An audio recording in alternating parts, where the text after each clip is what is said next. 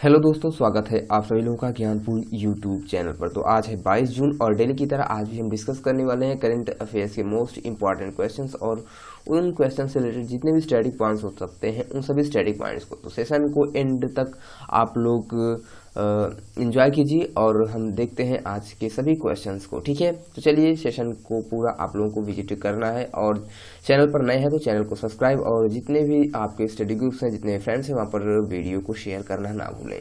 तो हमारा यहाँ पर फर्स्ट क्वेश्चन दिया हुआ है, JSW सीमेंट के ब्रांड एम्बेसडर कौन बन गए हैं? तो ये बन गए हैं सौरभ गांगुली और सुनील छेत्री, यानी दोनों को ही बनाया गया है संयुक्त रूप से JSW सीमेंट का ब्रांड एम्बेसडर, यानी ऑप्शन यहाँ पर सी बिल्कुल करेक्ट हो जाएगा, उपर्युक्त दोनों। ठीक है ना। चलिए अब हम बढ़ते हैं नेक्स्ट क्वेश्चन की और उससे पहले थोड़ा सा हम यहाँ पर स्टैटिक पॉइंट्स भी डिस्कस कर लेते हैं। तो सौरभ गांगुली जो है यह पूर्व भारतीय क्रिकेटर हैं और आप लोगों को पता है ये, और भारतीय क्रिकेट टीम के कप्तान भी ये रह चुके हैं। वर्तमान में ये भारतीय क्रिकेट कंट्रोल बोर्ड यानी BCCI के अध्यक्ष पद पर हैं। अब बात करते हैं सुनील छेत्री की। तो सुनील छेत्री जो हैं ये भारतीय राष्ट्रीय फुटबॉल टीम और बेंगलुरु FC के कप्तान हैं। अगर बात करेंगे हम JSW सीमेंट की, तो ये जिंदल ग्रुप की एक कंपनी है। ठीक है ना। तो इतनी चीज़ें आप लोगों को इस क्वेश्चन से मालूम होनी चाहिए। देख लेते हैं अब JSW से रिलेटेड और भी कुछ पॉइंट्स के बारे में। तो 1982 में JSW की स्थापना की गई थी और इसका मुख्यालय मुंबई में है। तो बस इतनी ही चीज़ें हैं जो आप लोगों के एग्जाम्स के लिए बेहद इंपॉर्टेंट हो सकती थी। अब बढ़ते हैं हम आगे के क्वेश्चन की ओर। उससे पहले भी यहाँ पर कुछ और भी पॉइंट्स इंक्लूडेड है, जैसे कि इसके संस्थापक कौन थे? तो सज्जन जिंदल के द्वारा जो है JSW की स्थापना की गई थी। ठीक है, तो इतनी चीज़ें आप लोगों को पता होना चाहिए। अब हम बढ़ते हैं नेक्स्ट क्वेश्चन की ओर। तो नेक्स्ट क्वेश्चन आप लोगों का यहाँ पर दिया हुआ है, कौन सी कंपनी 150 बिलियन डॉलर वाली देश की पहली कंपनी बन गई है? तो वेरी इंपॉर्टेंट क्वेश्चन है। यह बन गई है रिलायंस इंडस्ट्रीज लिमिटेड, यानी ऑप्शन यहाँ पर भी बिल्कुल करेक्ट हो जाएगा। तो रिलायंस इंडस्ट्रीज लिमिटेड जो है 150 बिलियन डॉलर वाली देश की पहली कंपनी बन गई है और ये क्वेश्चन बेहद इंपॉर्टेंट बन सकता है एग्जाम्स के लिए।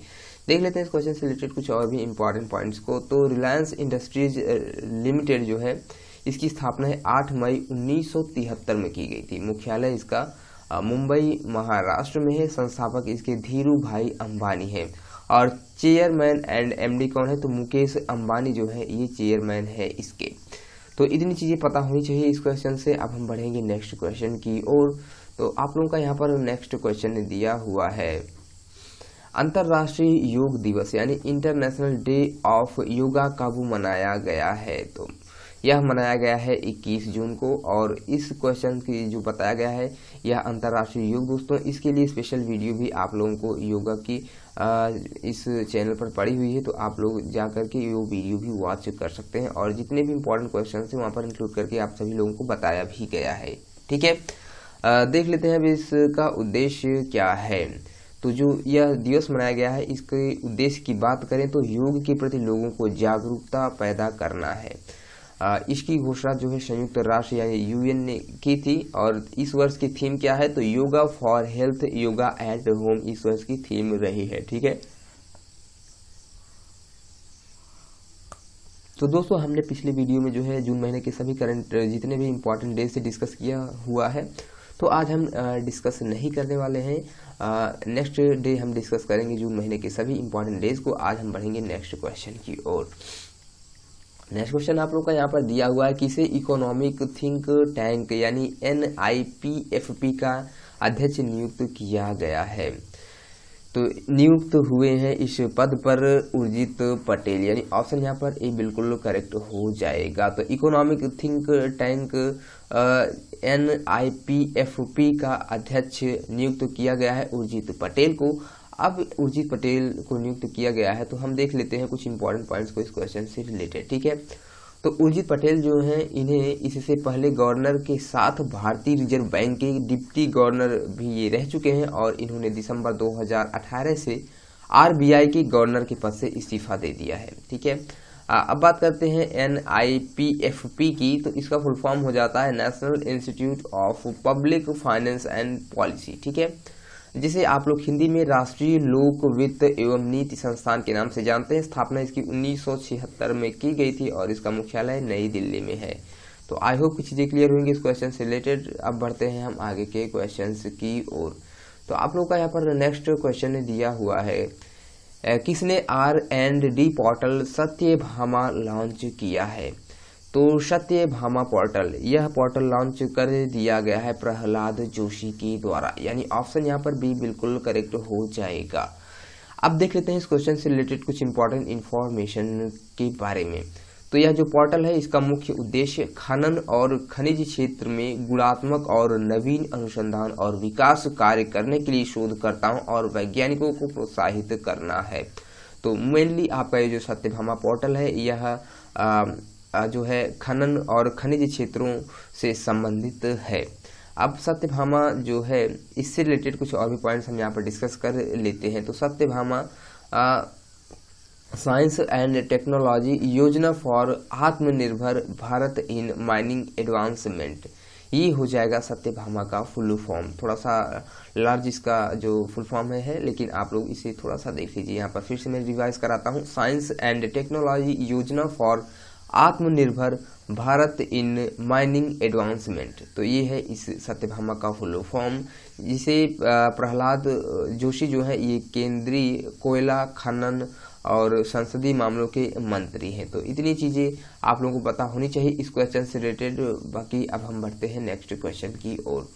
तो नेक्स्ट क्वेश्चन आप लोगों का यहाँ पर दिया हुआ है, मध्यपुरा रे जमराज किसने जिसने कोविड-19 इंटरनेशनल फिल्म फेस्टिवल 2020 में एक जूरी विशेष पुरस्कार जीता है? यह किस भाषा में बनी एक लघु फिल्म है? तो ये जो बनी हुई है यह फिल्म, यह बनी हुई है उड़िया भाषा में, यानी ऑप्शन यहाँ पर भी बिल्कुल करेक्ट हो जाएगा। और यह उड़िया भाषा में बनी मूवी है, लेकिन और इसने जो है मध्यपुरा रे जमराज मूवी नाम है इसका, और इसने कोविड-19 इंटरनेशनल फिल्म फेस्टिवल 2020 में एक जूरी विशेष पुरस्कार जीत लिया है। ठीक है, तो जूरी विशेष पुरस्कार किसने जीता है? तो उड़िया भाषा की एक फिल्म मध्यपुरा रे जमराज ने। तो अब बढ़ते हैं इस क्वेश्चन से रिलेटेड कुछ इंपॉर्टेंट पॉइंट्स को भी हम यहाँ पर देख लेते हैं। तो ओडिशा के एक गांव के एक समूह द्वारा निर्मित एक लघु फिल्म है यह, और जिसका नाम मध्यपुरा रे जमराज रखा गया है। इसने कोविड-19 अंतर्राष्ट्रीय फिल्म समारोह 2020 में एक विशेष जूरी पुरस्कार जीता है। तो मैंने जैसा कि पहले ही आप लोगों को बताया, तो ये क्वेश्चन इंपॉर्टेंट बन सकता है एग्जाम्स के लिए। ठीक है दोस्तों, अगर आप लोग ज्ञानपुर यूट्यूब चैनल पर नए हैं तो प्लीज़ चैनल को सब्सक्राइब कर लीजिएगा, और इस वीडियो को अपने जितने भी फ्रेंड्स हैं, जितने भी स्टडी ग्रुप्स हैं, वहाँ पर इस वीडियो को शेयर करना ना भूलें। चलिए अब हम बढ़ते हैं नेक्स्ट क्वेश्चन की ओर। नेक्स्ट क्वेश्चन आप लोगों का यहाँ पर दिया हुआ है, किस राज्य ने 18 जून को 19वां महान जून विद्रोह दिवस ग्रेट जून अपराइजिंग यूनिट डे मनाया है? तो यह मनाया गया है मणिपुर के द्वारा, यानी ऑप्शन यहाँ पर बी बिल्कुल करेक्ट हो जाएगा। देख लेते हैं अब इस क्वेश्चन से रिलेटेड कुछ इंपॉर्टेंट इन्फॉर्मेशन को। तो मणिपुर क्षेत्रीय अखंडता की रक्षा के लिए जो है 1 जून 2001 में अपनी जान गंवाने वाले 18 व्यक्तियों को श्रद्धांजलि और सम्मान देने के लिए हर वर्ष जो है 18 जून को मनाता है यह दिवस। अब देख लेते हैं मणिपुर राज्य से रिलेटेड कुछ इंपॉर्टेंट इन्फॉर्मेशन के बारे में। तो राजधानी यहाँ की इम्फाल है, और मुख्यमंत्री एन बीरेन सिंह जो कि बीजेपी पार्टी से हैं। गवर्नर की बात करेंगे तो नजमा हेपतुल्ला यहाँ की गवर्नर हैं। मणिपुर के 3 पड़ोसी राज्य कौन कौन से हैं? तो आसाम, नागालैंड और मिजोरम इसके 3 पड़ोसी राज्य हो जाएंगे। लोकसभा के यहाँ पर 2 सीटें हैं और राज्यसभा के लिए 1 सीट है, तथा विधानसभा की बात करेंगे तो 7 सीटें यहाँ पर विधानसभा के लिए। तो इतनी चीजें मणिपुर से रिलेटेड आप लोगों को पता होना चाहिए। चलिए बढ़ते हैं आगे के कुछ और भी पॉइंट्स की ओर। तो यहाँ पर जो कि लोकटक झील काफ़ी फेमस है, ये मणिपुर में ही है। इसके अलावा केबुल लामजाओ नेशनल पार्क भी मणिपुर में ही स्थित है। तो आई होप चीज़ें इस क्वेश्चन से रिलेटेड क्लियर हुई होंगी आप सभी लोगों को। अब बढ़ते हैं नेक्स्ट क्वेश्चन की ओर। तो नेक्स्ट क्वेश्चन यहाँ पर आप लोगों का दिया हुआ है, MOHUA ने किसके साथ प्रधानमंत्री स्ट्रीट वेंडर्स आत्मनिर्भर निधि यानी PM स्वनिधि योजना के लिए MOU पर हस्ताक्षर किए हैं? तो यह हस्ताक्षर किए गए हैं सिडबी के द्वारा, यानी ऑप्शन यहाँ पर ए बिल्कुल करेक्ट हो जाएगा। चलिए अब देख लेते हैं इस क्वेश्चन से रिलेटेड कुछ इंपॉर्टेंट इन्फॉर्मेशन के बारे में। ठीक है, तो आवास एवं शहरी कार्य मंत्रालय ने प्रधानमंत्री स्ट्रीट वेंडर्स आत्मनिर्भर निधि यानी PM स्वनिधि के लिए small industries development bank of India यानी सिडबी के साथ एक समझौता ज्ञापन यानी एमओयू पर हस्ताक्षर किए हैं। ठीक है ना। अच्छा दोस्तों, ये एमओयू होता क्या है, इसका फुल फॉर्म क्या होता है? तो इसका फुल फॉर्म हो जाता है मेमोरेंडम ऑफ अंडरस्टैंडिंग। ठीक है, तो मेमोरेंडम ऑफ अंडरस्टैंडिंग हो जाता है इसका फुल फॉर्म। अब देख लेते हैं यहाँ पर सिडबी से रिलेटेड कुछ इंपॉर्टेंट इंफॉर्मेशन के बारे में। तो जो सिडबी होता है इसके फुल फॉर्म की बात करेंगे तो small industries development bank of India हो जाता है इसका फुल फॉर्म, जिसे हिंदी में भारतीय लघु उद्योग विकास बैंक कहेंगे। स्थापना इसकी 2 अप्रैल 1990 में की गई थी। मुख्यालय की बात करेंगे तो लखनऊ उत्तर प्रदेश में ही इसका मुख्यालय है। सीईओ कौन है? तो मोहम्मद मुस्तफ़ा इसके सीईओ हो जाएंगे। तो आई होप चीज़ें क्लियर होंगी आप सभी लोगों को इस क्वेश्चन से रिलेटेड। बढ़ते हैं आगे के क्वेश्चंस की ओर। उससे पहले MOHUA के बारे में भी हम आप लोगों को यहाँ पर बताना चाहेंगे। तो इसका फुल फॉर्म हो जाता है ministry of housing and urban affairs. ठीक है ना, ministry of housing and urban affairs हो जाता है MOHUA का फुल फॉर्म। और स्थापना है इसकी बात करेंगे तो 1952 में की गई थी। मुख्यालय नई दिल्ली में है।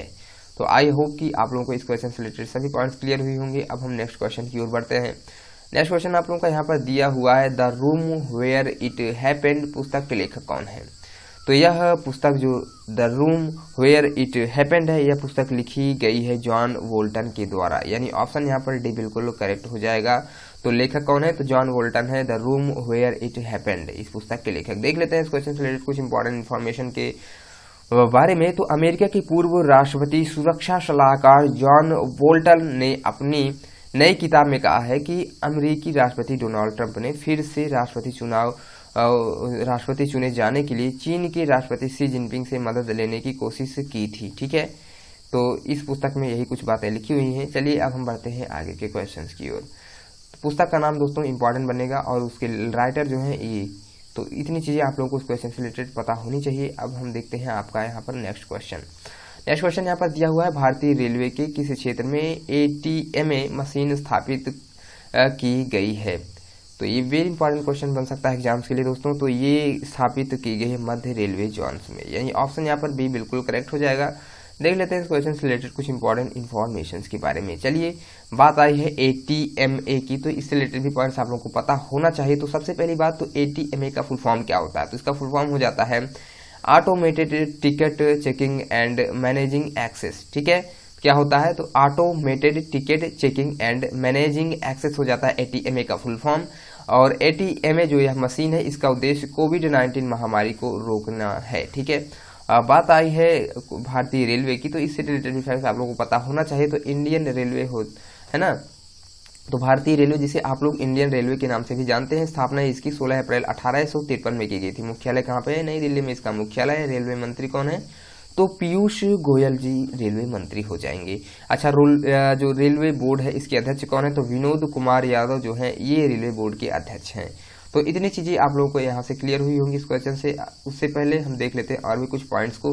तो RPFS जो है इसके महानिदेशक कौन है? तो अरुण कुमार जी जो है RPFS के महानिदेशक है। और स्वतंत्र भारत के पहले जो रेल मंत्री थे वो कौन थे? तो जॉन मथाई थे स्वतंत्र भारत के पहले रेल मंत्री। और ये पॉइंट बहुत ही इंपॉर्टेंट बनता है, एग्जाम में कई बार पूछा गया है। चलिए देख लेते हैं नेक्स्ट क्वेश्चन को। यहाँ पर नेक्स्ट क्वेश्चन आप लोगों का दिया हुआ है, BPR विट्ठल का निधन हुआ है, यह कौन थे? तो BPR विट्ठल जो थे ये एक अर्थशास्त्री थे और इनका हाल ही में निधन हो गया है, यानी ऑप्शन यहाँ पर बी बिल्कुल करेक्ट हो जाएगा। अर्थशास्त्री थे ये।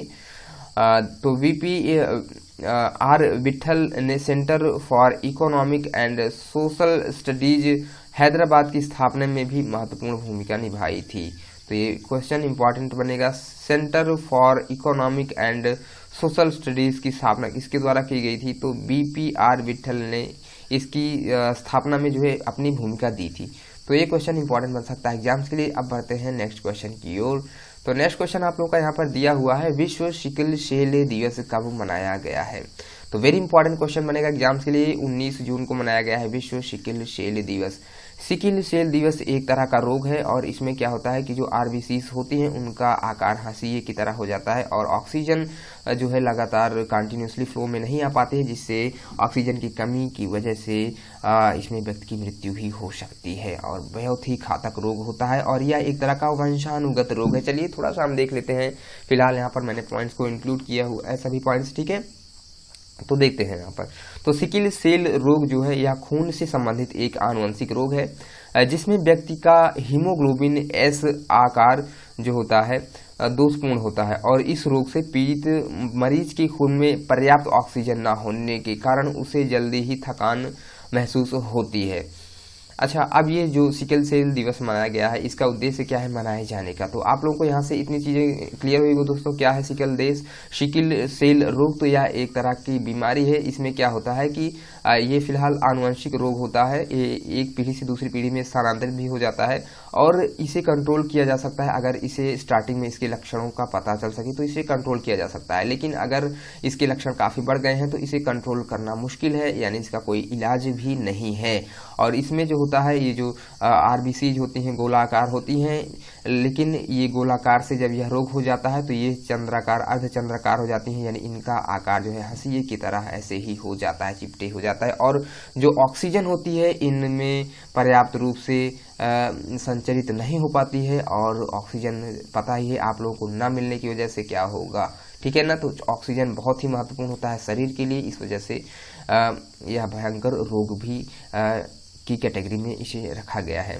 देख लेते हैं उद्देश्य की अब हम बात कर लेते हैं। तो इस दिवस का जो मुख्य उद्देश्य है वह सिकिल सेल रोग के बारे में लोगों में जागरूकता फैलाना है और इस दिवस के मनाए जाने की घोषणा जो है यूएन यानी संयुक्त राष्ट्र के द्वारा की गई थी, ठीक है ना। तो इतनी चीज़ें पता होनी चाहिए आप लोगों को। इस क्वेश्चन से रिलेटेड बढ़ते हैं आगे और आज के लास्ट क्वेश्चन की ओर। इसके बाद हम इन सभी क्वेश्चन का एक बार आप लोगों को रिवीजन भी कराएंगे। तो किस रोग ने कोविड केयर होम शुरू करने की घोषणा की है?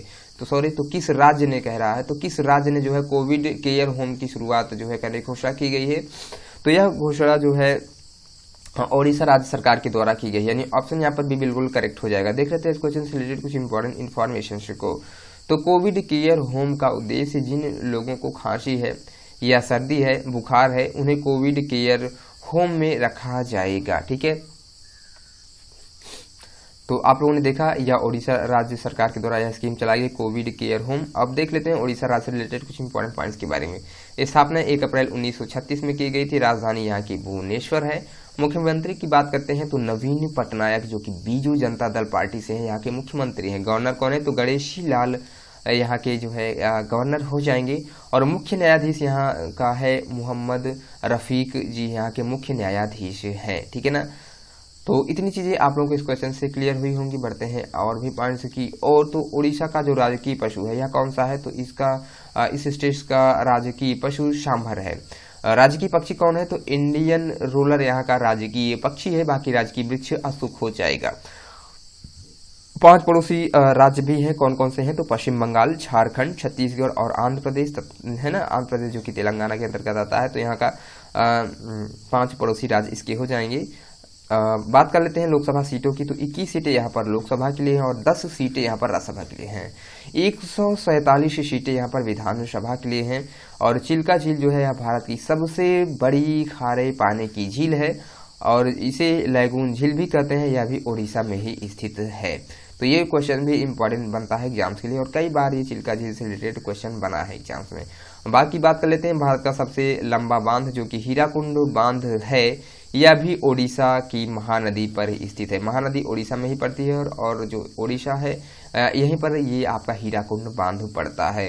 बाकी अब्दुल कलाम द्वीप की बात कर लेते हैं, जिसे आप लोग व्हीलर द्वीप के नाम से पहले जानते थे, अभी इसका नाम चेंज करके अब्दुल कलाम द्वीप रखा गया है। यह भी ओडिशा के तट पर ही स्थित है। तो इतनी चीज़ें आप लोगों को इस क्वेश्चन से रिलेटेड पता होनी चाहिए। चलिए अब हम रिवीजन सेशन की ओर बढ़ते हैं। सभी क्वेश्चंस का आप लोगों को यहाँ पर रिवीजन करा दिया जाएगा, ठीक है। चलिए देखते हैं फर्स्ट क्वेश्चन। अभी हमने देखा JSW सीमेंट के ब्रांड एम्बेसडर कौन बने हैं? तो सौरभ गांगुली और सुनील छेत्री को दोनों को संयुक्त रूप से JSW सीमेंट के ब्रांड एम्बेसडर के रूप में नियुक्त किया गया है।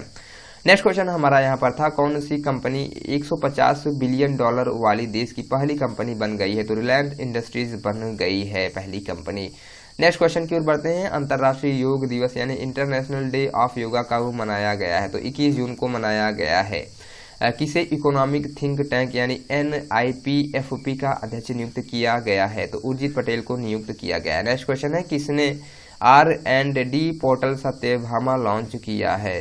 मोस्ट इंपॉर्टेंट क्वेश्चन बनेगा, प्रहलाद जोशी के द्वारा इसे लॉन्च किया गया है। ठीक है, नेक्स्ट क्वेश्चन देख लेते हैं। मर्त्यपुरा रे रमजान जिसने कोविड-19 इंटरनेशनल फिल्म फेस्टिवल 2020 में एक जूरी विशेष पुरस्कार जीत लिया, या किस भाषा में बनी एक फिल्म है? तो यह उड़िया भाषा में बनी एक फिल्म है। चलिए नेक्स्ट क्वेश्चन की ओर बढ़ते हैं। नेक्स्ट क्वेश्चन आप लोगों का यहाँ पर दिया हुआ है, किस राज्य ने 18 जून को 19वां महान जून विद्रोह दिवस यानी ग्रेट जून अपराइजिंग यूनिट डे मनाया है? तो मणिपुर के द्वारा मनाया गया है। नेक्स्ट क्वेश्चन है, MOHUA ने किसके साथ प्रधानमंत्री स्ट्रीट वेंडर्स आत्मनिर्भर निधि यानी PM स्वानिधि योजना के तहत MOU पर हस्ताक्षर किए गए हैं? तो SCDB के द्वारा हस्ताक्षर किया गया है। नेक्स्ट क्वेश्चन देख लेते हैं। The room where it happened पुस्तक के लेखक कौन है? तो यह पुस्तक जॉन वोल्टन के द्वारा लिखी गई है। नेक्स्ट क्वेश्चन है, दिया हुआ है भारतीय रेलवे के किस क्षेत्र में ATMA मशीन स्थापित की गई है? तो मध्य रेलवे जोन में इसे स्थापित किया गया है।